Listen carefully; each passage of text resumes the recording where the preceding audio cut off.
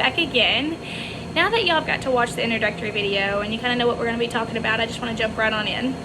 I first want to start off by saying that this is very relevant or beneficial to any cattle producer or maybe a future cattle producer, more on the side of a cow-calf operation versus a stocker operation where you're bringing them in and feeding them. More of a cow-calf operation when you're, breeding these cows or artificially inseminating and raising cattle, raising the babies, birthing them out, and starting from scratch, I guess you would say. As I had stated in my introductory video, a horticulturalist would not keep and spend the time and money into a plant that's not producing a fruit. Well, it's the same way with a farmer, with a cattle farmer. When spring rolls around, if that heifer has not had a calf or is showing signs of pregnancy when she is palpated, that it's time for her to go and we're going to bring in a replacement heifer, like no babies, no future. It's kind of how farming works. I'm going to teach and educate you on how to pregnancy test cows. I am pregnancy testing certified, just for whoever wanted to know. That is my past experiences. About 3 months ago, I was given the opportunity to go to a pregnancy testing certification in Patton Junction, Missouri. It was a week long and it was very hands-on. I loved it. We did spend some time in the classroom, and some of the information I'm going to get to share with you guys today.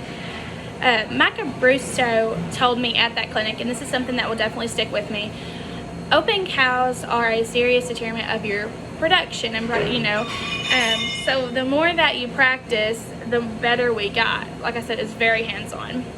So without further ado, let's just get on into your bases. What you need to know when palpating a cow is you first want to know your general, what you're looking for. You kind of want to know about your calf.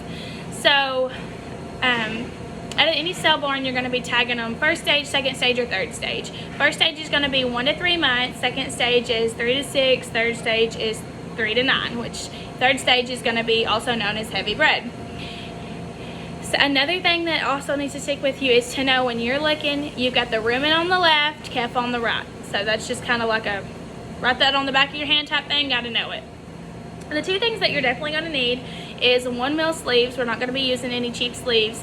You definitely want to have good sleeves. You're not going to hurt the cow in any way, and plenty of lubrication. When you are going into your chute, you want to assume correct position. Make sure you've got your feet where they need to be, and you're just going to let this cow's tail fold to your side when you go in. Know that your procedure steps, what you're going in for.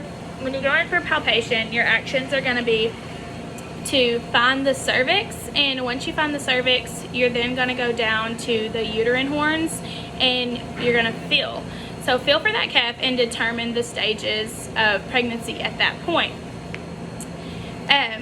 60 days is going to be more like a softball in water. You're going to be feeling for just a small, it'll feel like a water balloon, pretty much. It'll feel like a water balloon. You won't really be able to feel anything. You'll just feel that uterine horn bigger. And then when you move on to 90 days, it's going to be more like a volleyball size fluid sac. The way I like to describe this to everybody is it's like a gallon Ziploc bag sitting on a counter. You'll be able to feel that fluid sac, but you won't be able to feel that calf yet. When you move down further to 4 months, you're going to be able to feel that calf. You're going to be able to feel that fetus. It's kind of very faintly, I like to call it like a cork in the water, is how it was explained to me. And it's exactly, that's perfect. That's exactly how I would explain it to anybody. Then when you go further into 5 months, that calf's beginning to drop off, and when you go past the calf, you're going to have to feel down, and like I said, you're going to feel to the right to feel that baby. So once you drop off, you're going to be able to find that calf. Then as the calf gets bigger, third stage, you're going to be able to feel that calf coming up and into position into the birthing canal, and know that she is heavier bred and getting ready to have that calf. Now that you've kind of been educated on how the cow producing works, I personally believe that spreading this throughout is important, because there is less and less beef producers every day that passes.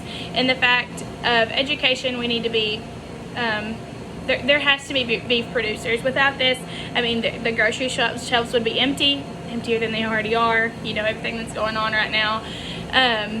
The fact of education to the beef producer. There's many people who do not want to get into it because they don't know, and I'm glad to be of any help to help maintain this lifestyle.